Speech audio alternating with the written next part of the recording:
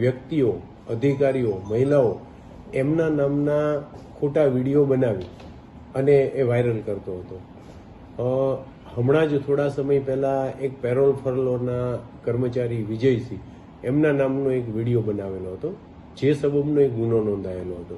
એ ગુનાના કામે જ્યારે આ યોગેન્દ્ર ઉર્ફ બકરાને અટક કરવામાં આવેલો તો એના મોબાઈલનું જે તપાસ દરમિયાન સર્ચ કરવામાં આવ્યું તો એણે અસંખ્ય લોકોના કે જેની અંદર પોલીસ કર્મચારીઓ, અધિકારીઓ, પ્રતિષ્ઠિત લોકો, નગરપાલિકાના અધિકારીઓ, સીયુષા મેડિકલ કોલેજના કેટલાક કર્મચારીઓ અને કેટલીક મહિલાઓ વિશે ખોટા વિડીયો મળી આવ્યા હતા. આ બધા વિડીયો પાછળ એની ઊંડાણપૂર્વક તપાસ કરી તો આ વ્યક્તિ જે છે એમને સુરેન્દ્રનગરની અંદરથી કેટલાક લોકો કે જે ખરેખર પત્રકાર નથી પરંતુ વોટ્સએપ અને યુટ્યુબ ચેનલો ચલાવે છે એવા લોકો અહીંયાથી એમને ખોટી માહિતી પૂરી પાડતા હતા અને જે વ્યક્તિ છે એમની પાસેથી પૈસા પડાવવાનું એક આખું ષડયંત્ર હતું. આ ષડયંત્રની અંદર આવા લોકો છે એ યોગેન્દ્ર બકરાને વોટ્સએપ કોલથી માહિતી આપતા અને આ વિડીયો છે એ પછી વાયરલ નહીં કરવાના, આ વિડીયો ડિલીટ કરવાના, એ લોકો પાસેથી પૈસા માંગણી કરતા. અને કેટલાક કિસ્સાઓની અંદર આ બકરા દ્વારા અને એમના સાગરીતો દ્વારા જે વ્યક્તિઓ છે એમને જાનથી મારી નાખવાની ધમકીઓ પણ આપવામાં આવેલી છે.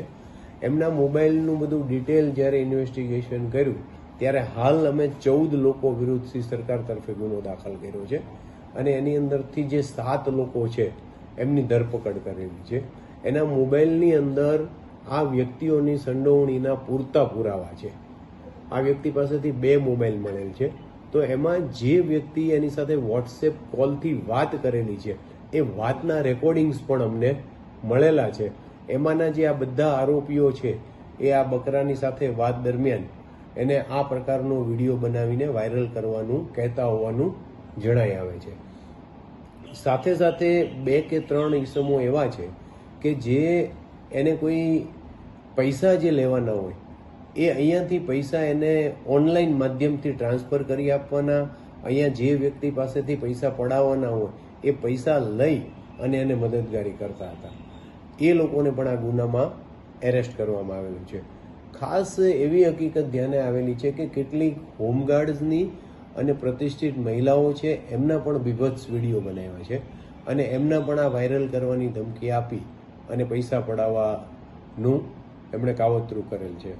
સાથે સાથે આ જે 14 લોકો જેની વિરુદ્ધ ગુનો દાખલ થયેલો છે એ ઉપરાંત હજુ પણ ઘણા બધા વિડીયોઝ છે એના મોબાઈલમાં છે.